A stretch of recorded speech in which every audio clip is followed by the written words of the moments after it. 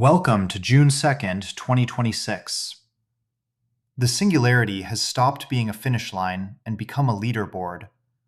Opus 4.8 just posted a breathtaking, state-of-the-art 1.5% of human efficiency on ARC-AGI-3, tripling GPT-5.5 score and proving the gap between frontier models is now measured in multiples per quarter.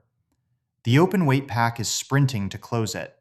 NVIDIA's Nematron 3 Ultra became the smartest open US model at roughly 550 billion parameters and 48 points of AAII intelligence, though China's Kimi K2.6 still leads at 54.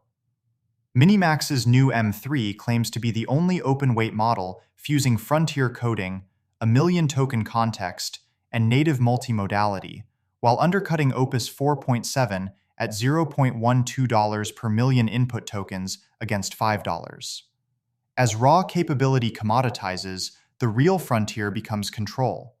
Anthropic is giving the EU's ENISA access to Mythos, making it the first European agency in Project Glasswing to wield a model officials quietly fear could be turned on the vulnerabilities of critical infrastructure, while the Linux Foundation's new DNSAID teaches agents to find each other safely over plain old DNS.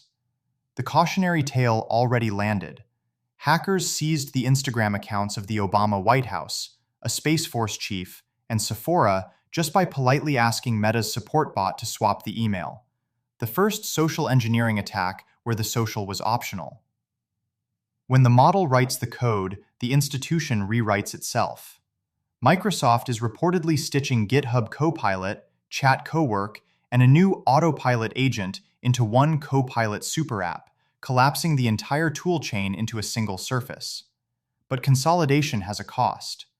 A historian turned engineer warns that the oral tradition that built software may not survive AI, as the mentor to junior handoff of institutional memory dissolves into model weights.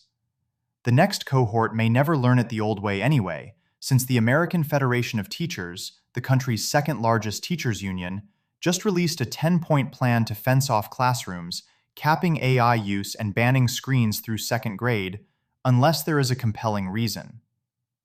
Silicon is being recut for every altitude of the stack.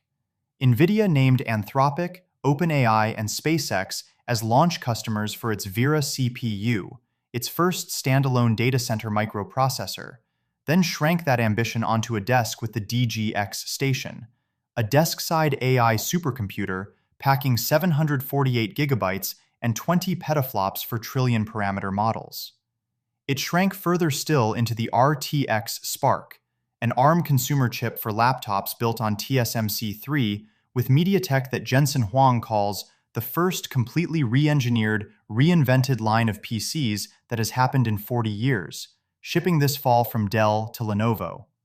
The demand is already booked, as HPE's revenue jumped 40% to $10.7 billion, well past the $9.74 billion forecast on a 33% surge in server sales. And the stack now ends in a body, with NVIDIA's Open Isaac GR00T reference humanoid fusing a Unitree chassis, Sharpa hands, and Jetson Thor into a blueprint anyone can build.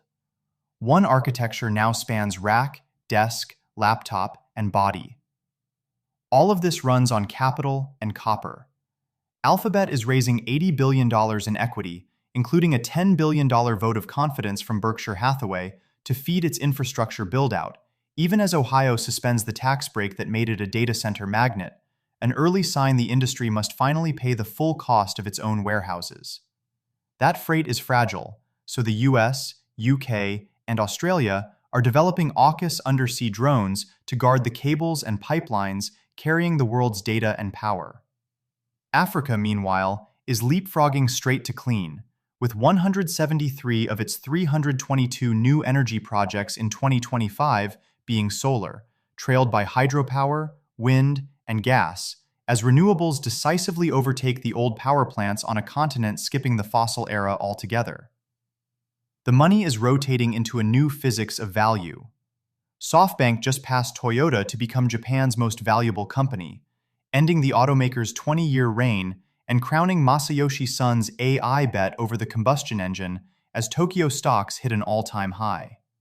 The public markets are bracing for the flood as SpaceX's IPO, expected to more than double any in history, forces index providers to rewrite their own admission rules, while Honeywell-backed Quantinuum lifted its quantum IPO to a $14.3 billion valuation.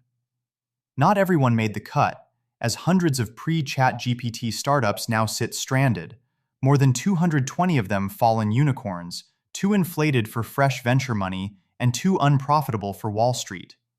The reckoning is going political too, with Bernie Sanders proposing an AI sovereign wealth fund that hands the public a direct ownership stake via a one-time 50% tax paid in Frontier Lab stock, not profits. And the rotation spares no one, as even Michael Saylor's strategy net sold Bitcoin for the very first time. Diamond hands, it turns out, are not forever.